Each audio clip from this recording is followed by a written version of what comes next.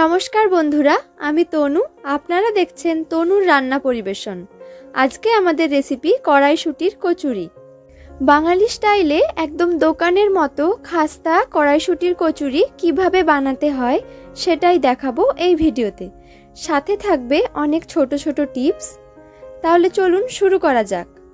কড়াইশুঁটির কচুরি বানানোর জন্য আমি এখানে নিয়ে নিচ্ছি সবার প্রথম 1 কেজি কড়াইশুঁটি। কড়াইশুঁটিগুলো আগে থেকে ছাড়িয়ে ভালো করে ধুয়ে রেখেছিলাম। এবার এই কড়াইশুঁটির একটা ফাইন পেস্ট তৈরি করে নিচ্ছি। কড়াইশুঁটির মধ্যে অল্প একটু জল দিয়ে পেস্টটা তৈরি করে নেবেন। আমার কড়াইশুঁটির পেস্টটা তৈরি হয়ে গেছে। আপনারা পেস্টটা একবার দেখে নিন। এর মধ্যে কোনো দানা দানা নেই, এতটাই মিহি পেস্ট তৈরি করে নিতে হবে। দানা থেকে গেলে কচুরিগুলো বেলার সময় ফুটো হয়ে যাবে। এবার আরেকটা পেস্ট তৈরি করে নেব। তার জন্য নিয়ে নিচ্ছি 10 গ্রাম আদা আর 4টা কাঁচা লঙ্কা। এটারও একটা স্মুথ পেস্ট তৈরি করে নিলাম।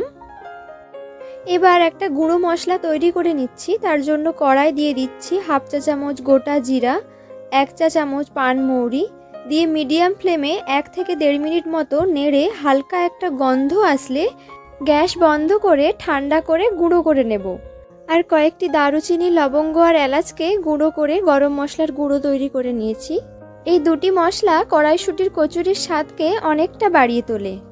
এবার কড়াইশুঁটির পুরটা তৈরি করার জন্য একটা ননস্টিকের কড়াই দিয়ে দিচ্ছি 3 থেকে 4 চামচ সরিষার তেল। তার মধ্যে দিয়ে দিলাম 1/2 চা চামচ কালো জিরা আর 1 চা চামচ হিং। একটু ভেজে নিয়ে দিয়ে দিচ্ছি আদা কাঁচা লঙ্কার পেস্টটা। এবার আদা কাঁচা লঙ্কার পেস্টটা একটু ভালো করে ভেজে নিতে হবে। আদার কাঁচা গন্ধটা চলে গেলে এর মধ্যে দিয়ে দিচ্ছি কড়াইশুঁটির পেস্টটা। এবার গ্যাসের ফ্লেমটা মিডিয়ামে রেখে কড়াইশুঁটিটাকে ভালো করে কুক করে নিতে হবে, যতক্ষণ না কড়াইশুঁটির মধ্যেকার জলটা শুকিয়ে আসে। 7 থেকে 8 মিনিট মতো নাড়াচাড়া করলে দেখবেন জলটা অনেকটা শুকিয়ে এসেছে। এই সময় জলটা পুরোটা শুকিয়ে যাওয়ার আগে এখানে দিয়ে দিতে হবে 1/2 চা চামচ বিট লবণ আর স্বাদ অনুযায়ী সাধারণ লবণ, জিরা পানমৌরির যে গুঁড়ো মশলাটা তৈরি করেছিলাম সেটা, আর 1/2 চা চামচ গরম মশলা গুঁড়ো। এছাড়া দিয়ে দিচ্ছি 2 চামচ চিনি। এবার সব কিছু একবার খুব ভালো করে মিশিয়ে নিয়ে 4 থেকে 5 মিনিট মতো কুক করে নিলে দেখবেন একদম শুকনো শুকনো হয়ে এসেছে। সেই সময় এখানে দিয়ে দিতে হবে 1 চামচ ছাতু। এখানে একটা ছোট্ট টিপস, এই কড়াইশুঁটির পুরটা টাইট করার জন্য অনেকেই বেসন ব্যবহার করে থাকে, কিন্তু বেসনের পরিবর্তে ছাতু দিলে এর টেস্টটা অনেকটাই বেড়ে যায়। আপনাদের পুরটার মধ্যে একটু জল জল ভাব থাকলে ছাতুর পরিমাণটা একটু বাড়িয়ে নেবেন। দেখুন কড়াইশুঁটির পুরটা একদম তৈরি হয়ে গেছে। এবার এই পুরটাকে ঠান্ডা করে নিতে হবে।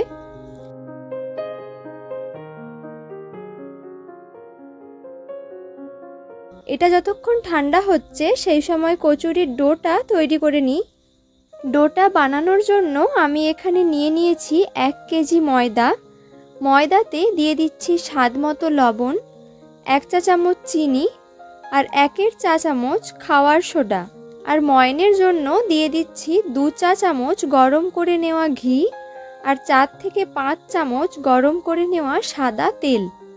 আপনারা ঘি না দিতে চাইলে শুধু সাদা তেলও দিতে পারেন।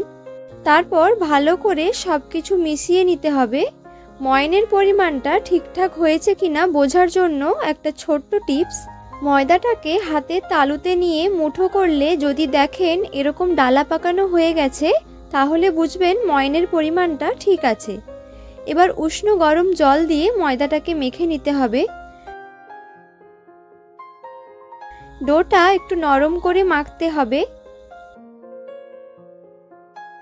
এবার এর ওপর একটু সাদা তেল মাখিয়ে 30 মিনিটের জন্য ঢেকে রেখে দিতে হবে। ময়দাটা যতক্ষণ রেস্ট হচ্ছে সেই সময় কড়াইশুঁটির পুরটা নিয়ে এরকম ছোট ছোট গোল বলের মতো শেপে বানিয়ে নিচ্ছি।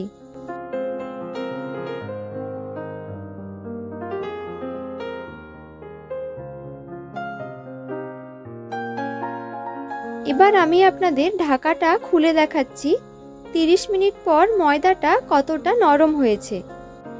আশা করি আপনারা নিশ্চয়ই বুঝতে পেরেছেন ডোটা কতটা নরম রাখতে হবে। এবার এই ডোটা থেকে ছোট ছোট লেচি কাটার জন্য এভাবে লম্বা করে নিয়ে একটা করে লেচি কেটে নিচ্ছি। এগুলো মিডিয়াম সাইজের করে কেটে নিতে হবে।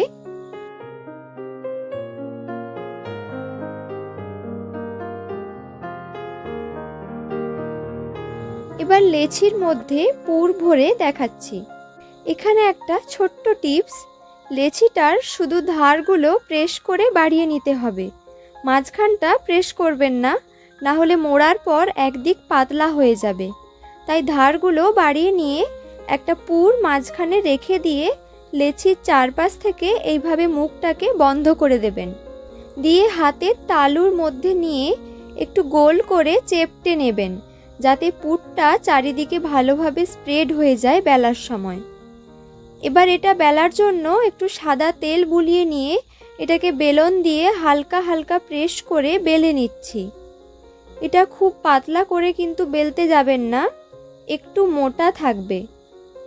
এবার এটা বেলা হয়ে গেলে গরম তেলের মধ্যে দিয়ে দেব। এই সময় গ্যাসের ফ্লেমটা মিডিয়াম টু হাই রাখবেন। দেখুন কচুরিটা ফুলে উঠেছে। কচুরির দুই দিকটা ভালোভাবে ভাজা হয়ে গেলে তুলে নেব। এইরকম ভাবে বাকি কচুরিগুলো ভেজে নিচ্ছি।